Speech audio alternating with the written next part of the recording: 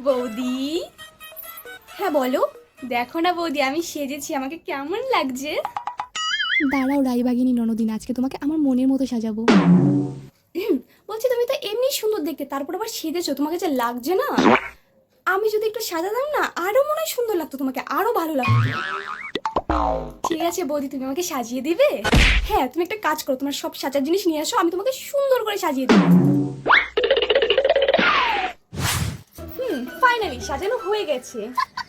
বৌদি অনেক সুন্দর সাজিয়ে দিয়েছো। নাও তো কয়েকটা ছবি তুলে দাও, আমি ফেসবুকে আপলোড করব। না না, ওরা সুন্দর সুন্দর পোস্ট দাও তো।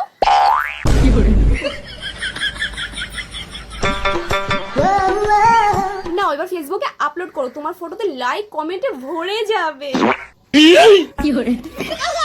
ঠিক আছে, আমি পোস্ট করি। বৌদি, ও বৌদি। হ্যাঁ বলো। সবাই আমাকে কমেন্টে থু থু ছি ছি বমির রিয়াক্ট কেন পাঠাচ্ছে?